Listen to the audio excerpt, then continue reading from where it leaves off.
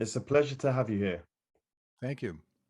I'm going to start with a quick introduction and then we'll move on to questions. So, today's guest, the preeminent Ron Carter, as you can see before you, obviously needs no introduction. If you listen to jazz in any capacity whatsoever, you've most likely heard Mr. Carter's playing. As of 2015, the Guinness Book of World Records recorded Mr. Carter as the most recorded jazz bassist in history, with 2,221 recording credits at the time. So, without further ado, welcome, Maestro. Thank you for the invitation, and how are you? I'm brilliant, thank you. Quite excited. So, for our first question, we have from one reporter's opinion. I was at a show where you introduced My Funny Valentine as one of your three favorite songs to play. I always wondered, what are the other two? My ship, and but not for me. Lovely. Our second question from Charlie is when and how do you know a composition you've written is worth keeping? When someone else plays it. Nice. Is there anyone in particular who you grant maybe particular credence to when they play it, or is it No, anyone. entirely? No, anyone who looks at my relatively small song library of 100 songs or so and decides that one of them fits their mood or their band concept or their way of thinking about a melody, and they'll play without me being next to them and pointing out things to them and say, "No, that's not right. You got to do it again and again and again." No. Someone who'll do it on their own. I Mm. trust their judgment that is valuable to them, and I'm happy that they found something that makes them comfortable to play. Have you ever had a song which you weren't particularly confident in, maybe when you composed it, only for it to be popular among your peers? No, I trust my sense of judgment. I'm pretty honest about my goods and bads stuff, and I'm not fooling myself.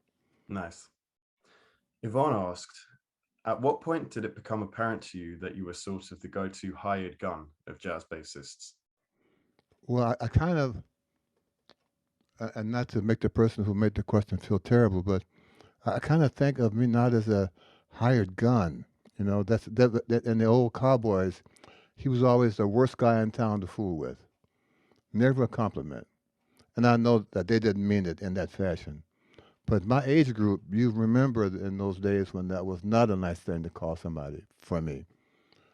Having said that, uh,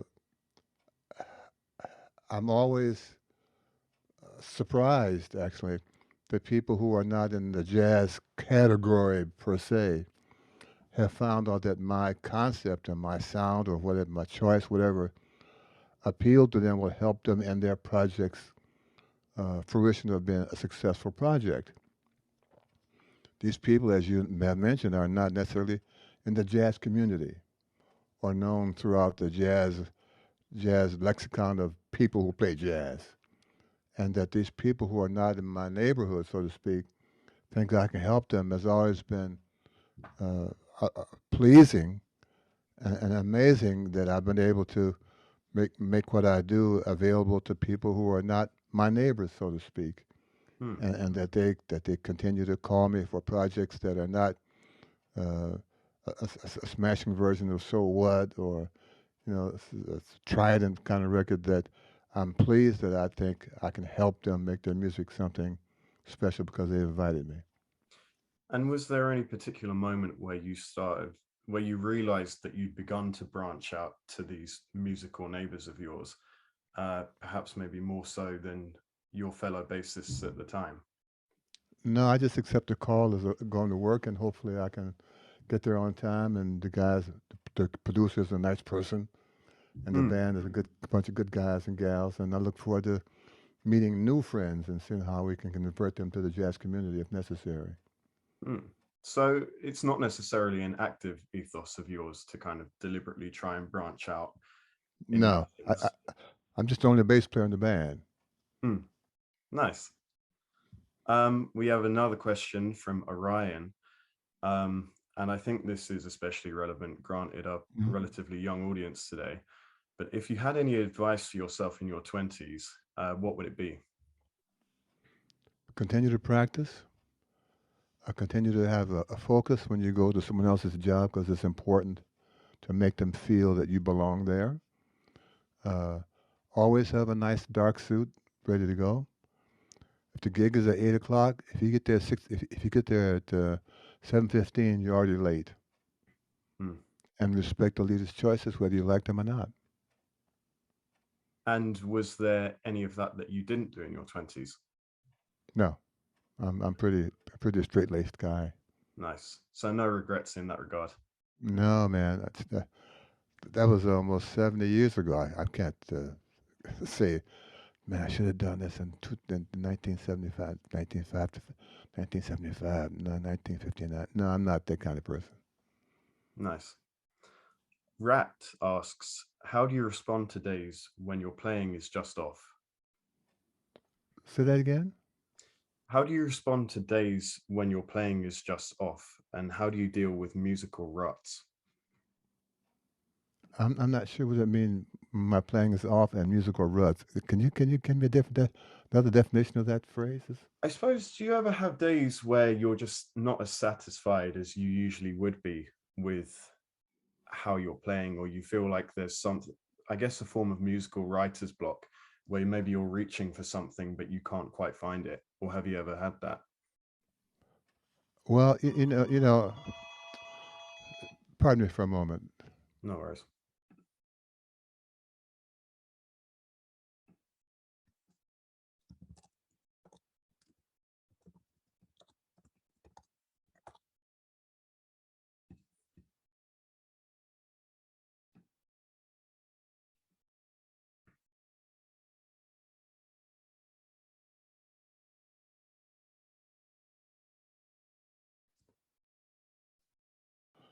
I have a book out called Finding the Right Notes.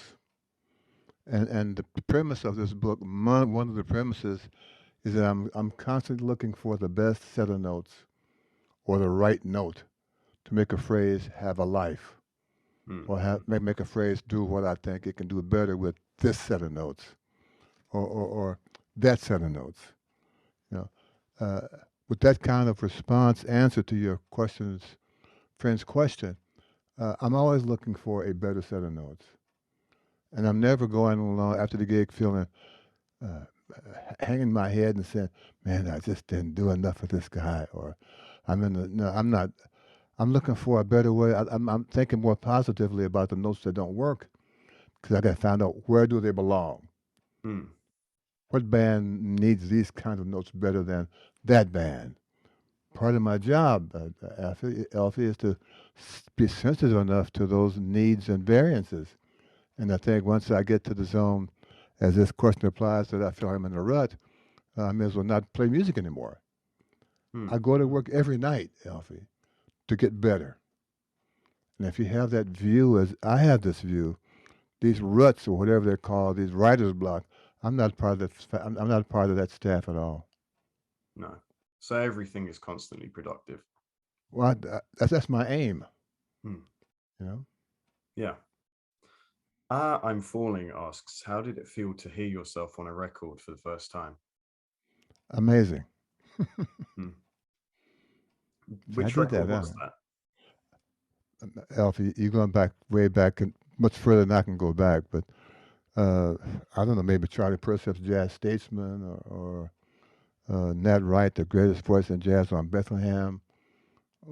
Way, way, way, way back. Yeah. I was just amazed that the bass produces such a sound on record. Yeah. And has that ever worn off? Um, and I've kind of Or do got you used always to feel hearing me fairly on honored? records. I've kind of gotten used to hearing me on a record before, so I'm Yeah. kind of over that. I can imagine. Yeah, as the Guinness World Record holder. Sundance Kid 876 asks, how do you remember the jazz community reacting to you playing on hip hop albums, such as A Tribe Called Quest Low End Theory? They were pleased to hear those guys finally hiring somebody to play live rather than sampling. They were thrilled that this group called Tribe Called Quest had the audacity and the comfort zone of their being to actually talk to me live Hmm. and invite me to be on their record. They were thrilled with that concept, with that option. Yeah, They were happy. They were happy for me and for the music.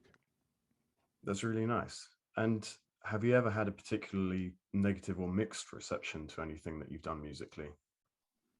I may have, but I haven't been confronted with it. You know, no one said, "Hey, man, you did." No, I don't know those kind of relationships, and haven't been forced to face a rather adamant response to my set of notes or my sound from someone in the audience or the band. No, I don't know that situation at all.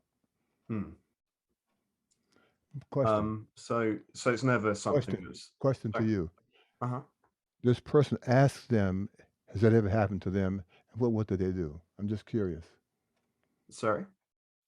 I'm just curious. Can you ask that person at some point, if you know who they are, has that ever happened to them? And what were their circumstances and what was their response?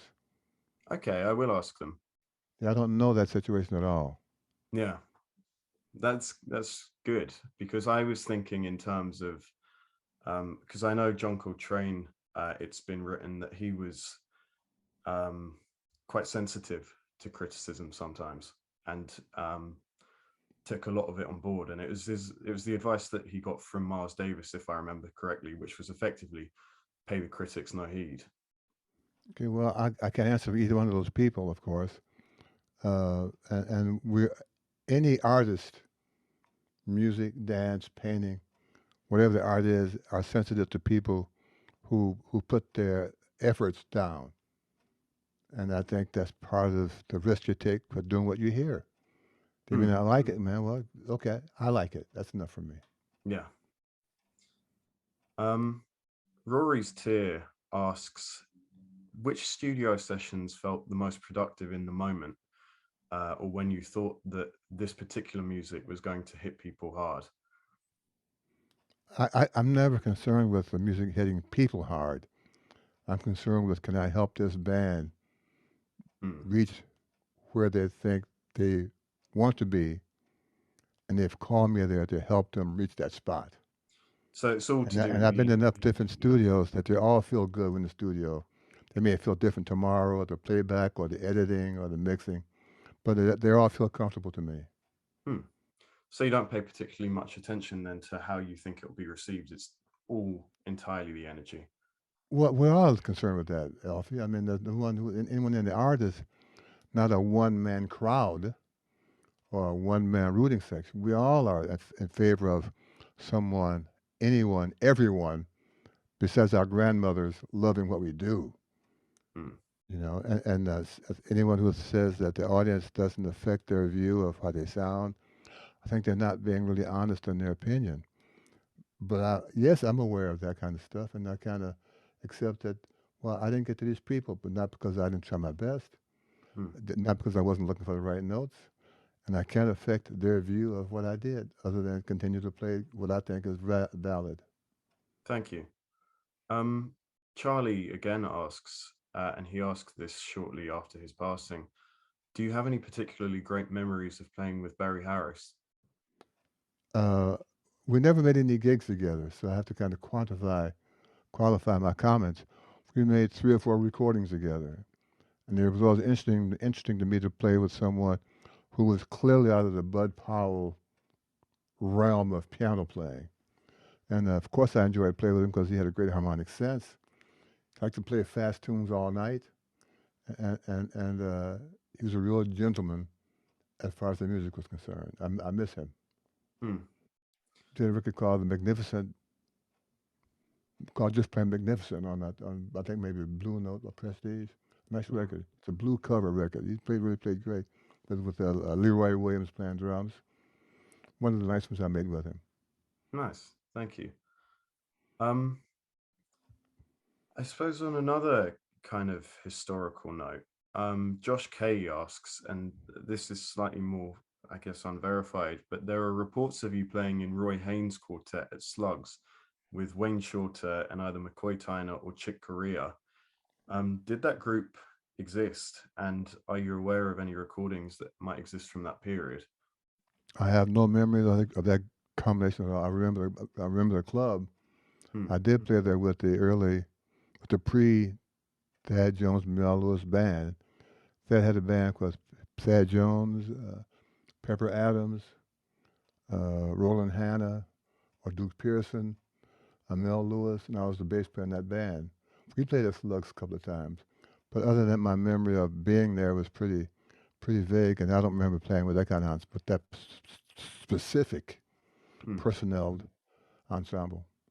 Thanks for verifying that, because I did look into it and it seems that all there really were tweets talking about it from, I think one was a Jazz Times journalist. But yeah, thanks for verifying that. And on the topic of playing at clubs, Out West asks, what are your favorite past and present venues to play at? I'm not sure how many are still left, but I like playing Catalina's in Los Angeles, the club in Oakland, Yoshi's, Yoshi's. the Village Vanguard in New York, the Blue Note in New York, Hmm. um,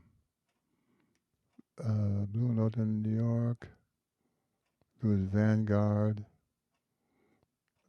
Smokes a very nice small room in New York on the Upper West Side. Hmm. I've got a nice sounding piano. The management make sure that the sound is right in the room with the microphones and stuff. There are a couple of rooms like that in New York, but by and large, most of the clubs I would remember, I'm not sure they're still standing. Hmm. After this terrible time we are still continuing to go through. It's really unfortunate. Um, is there anything in particular that makes the club appeal to you? Well, there are a lot of things they don't have that makes it disappointing to me. They don't have a dressing room. Hmm. They don't have a warm up room. They don't maintain the piano until you insist on it. Those Yeah. are the things that I look for first when I go to a club. Uh, Generally, the club owners don't really know how to maintain a physical environment for the band. And sometimes when you ask them to do certain things, they think, why should I do that for you? And so those kind of club owners are not my friends. So you think a lot of it, I suppose, would be a matter of respect in the way It's a that the club business. It's a business. So respect is a word I guess we could fit, but if they don't respect, if they don't have concern for the entertainers who they're hired to bring in more business, if they're unwilling to make the environment more compatible with the entertainer's need, then they won't be around very long. So I don't consider myself worried about those guys because they're making it tough for themselves. Hmm. Chloe asks, when listening to an album for the first time, is there anything that you pay attention to the most? That's a pretty broad question. I wish actually been more she, I guess. Um, I listen to the form of the song. I listen to how present the bass is. I listen to see is it an original or a standard. I listen to see how long the song is. I listen to see are they playing in tune with each other Hmm. as well as the real pitch of the band. And there's a bass player's sound present enough to be able to affect what those guys are doing, let alone the listener who's in the audience like I am. Yeah. So it's always a very active form of listening to you. I'm 24/7. Hmm. What are you listening to at the moment? You. Hmm. What were you listening to, or what do you plan to listen to this evening? I made a record with Houston Person, Grady Tate, Dr. Lonnie Smith, Eric Gale called In the Tradition. Okay. I'm going to spend because it's a wonderful record. I'm going to spend my time tonight listening to how I had a great time playing with these guys who trusted my judgment. Yeah. I'll check that out. Yeah, please. Yeah. Especially the first four bars of the saxophone solo on Eric's Gale. Okay. Killing, killing. Thank you for that recommendation. I'm really looking forward to that now. Um, Rufus II asks, what makes a drummer stand out to you, and who have been some of your favorite drummers to work with? They're all my favorite because they all play enough different to give me free lessons. Hmm. I've tried to make sure that we're on the same page rhythmically, harmonically, all that regular stuff. But I have to feel that they're trusting what I do to help them sound better.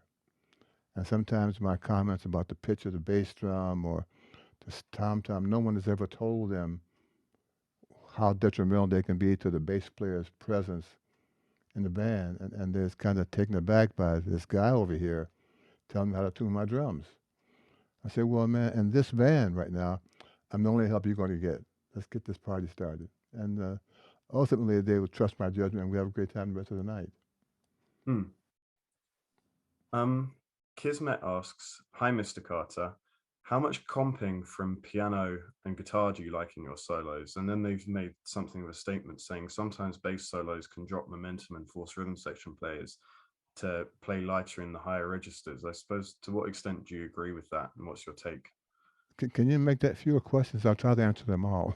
How much comping, how much accompaniment do you like from piano and guitar during your solos? I need the same help that they need when they're playing a solo. And do you think that it's always necessarily the case that rhythm section players are forced to play lighter and in higher registers during bass solos? I'd have to hear a sample of that. I can't imagine that being the case. Higher meaning on higher in volume or higher in range on their instrument. I'm not quite Higher sure how in to range, define. higher in Huh? range, higher in. I don't know those situations, so it's kind of hard to relate to that kind of question. Okay, thank you. I mean, if the bass player goes above open G string, does that mean that the piano player is going to play like a cellist? And if drummer is going to start playing, I mean, I don't know. That's a kind of a question there's not much to do with that kind of question except say, I'm sorry, I can't answer it. No worries. Thank you. Shion asks, what was it like working with Jim Hall on Alone Together? Um, Jim Hall. Now, if this person would consider me and Jim and I's duo as a job rather than just a duo, I'd say Jim Hall's job would be to kind of scratch out some arrangements, and my job would be to make them work on the bandstand. Yeah, and we had a great time. I miss him dearly. it seems that you take a very much kind of occupational based approach to playing your music, kind of in the sense that everybody has a role to fill and everyone is there in a kind of supportive capacity. I suppose from other musicians who I've spoken to in the past, maybe more so than them, where they consider it more of a, they don't necessarily know what to expect when playing with other musicians. But you always, from your perspective, it sounds like you always very much know exactly what your job is going into these situations. Would that be an accurate observation? You make it sound really complicated, and it's really not that complicated. I know, yeah. When my students ask me about going to work every night, or with strange people, a new band, for example, I tell them I'm used to that, as you could tell by my recorded history, I guess, as a start. I tell them I always make sure I leave my ego at home and take an extra pair of ears to this gig. If you can do that and are honest with yourself as your efforts to make this band work, you'll have a good time. You'll have a comfortable time. Nice. Wes asks, again, kind of along the lines of playing with other musicians, what was it like playing with Paul Desmond? I know this is a favorite player of his. Yeah. Well, I enjoyed playing with Paul because he listened to every note I played. And he understood if he didn't get it right the first chorus and I knew he missed it, I'd come back around and give him one more chance at it. And we had a great, he's really an intellectual player for me in that he was always playing ahead in his head. And his lines always worked for me. I loved listening to him play. Now I like hearing him. I enjoyed hearing him weave in and out of the solo. And it made a lot of fun for me to play with him because I could direct him wherever I thought he needs to get in the solo, and he would take his chances, and I'd be right most of the time. Tunlock asks, what is your advice for horn players in terms of listening and interacting effectively with the bass player? And is there anything that horn players should know Wait, more? wait, wait, wait, wait, wait, wait. That's about three questions already. If you can stop doing that and just So, kind of put some periods in your sentence, I can try to get them all answered best I can. But when you go questions like 1, 2, and 3 in the same pair, it's hard for me to satisfy the questioner, quit the question posing person. So just go back to the same question and just do the first sentence and stop. yeah. Stop. What is Go your ahead, man. advice for horn players in terms of listening and interacting effectively with the bass player? Period. Period. Okay. Full stop. I try to have them not try to play the solos they worked on at home on this bandstand. Because in theory, they won't work because the guys who are playing with live, they were not at your home when you worked the solo out. Hmm. And there are few things more frustrating to the other guys and the other band members when they hear the person playing a solo they knew he worked out at his house. So it's up to those guys and gals to trust their environment and take something from this information that's coming around them from the remaining members of the band, the other horn players, the piano comping, the bass player's notes, the drummer's rhythms, and the sound of the drums. I think they become so isolated at home, they forget that their solo at home works because it's just them. Hmm. If you could sidestep that attitude and look around at all this information coming at them, they'll find them so overwhelmed with new ideas, they probably would play half as long. Hmm. Now the next sentence. Is there anything horn players should know more about when playing with a bass player? Understand what a bass line really is. I think they hear the beat, they hear the sound more or less, but they're not really aware of the notes that this person is playing Hmm. and the effect that each note has on what the soloist is doing. They're really great players, man. They understood this. It was really fun playing with them because they allowed me to develop whatever I'm hearing because they gave me the space as I was accompanying them to do these kind of unusual notes or rhythms. Some worked, some didn't, but they understood I'm looking like they were. Hmm. Seed Munch asks, when you're instigating chord substitutions or making harmony more implicit with your bass lines, how much of that is instinctive? Well, ultimately, it all is because we're all improvising. Hmm. And I think, again, once to the previous question, any line I might work out at home, it works out then because it's just me in my home. You know, I think that when I'm playing these alternate changes and alternate rhythms, I'm playing them for the first time with that band. But I may have tried them somewhere else, a different group, with different kind of different setting. So the idea is while they may be new in terms of to them, that's the development of an idea that started 6 months ago or a year ago. But if they pay attention to what's coming on from this person behind them, they'll be surprised at how that's evolving as they're playing the solo. Now, I've told several guys occasionally that you play a nice solo, but you stop your solo when you're through. I'm playing a line behind you. I'm playing another conversation. Hmm. And you're not allowing me to finish my conversation because you think you're through. Well, you may be through. But if you trust me, I got some more sentences for you if you allow me to get them in. Hmm. Yeah, that's really interesting, actually, from the perspective of a saxophonist. Um, I suppose yeah, that's not something that I've really considered, which I guess is maybe a little bit narcissistic of me. But yeah, the idea that there is when you're soloing, it is more of the conversation as opposed to when you're finished saying what you have to say, not necessarily what Yeah, is. and guys don't. Some of my soloists, they lose sight of that in playing what they think they hear or worked out at home, and I can appreciate that. But there's still another conversation going on that you should be a part of. Hmm. Um, and Greg O'Loughlin says, you've been excessively cutting edge for decades. Are there any non-musical practices which help you stay connected with the parts of the world that are so new and emerging?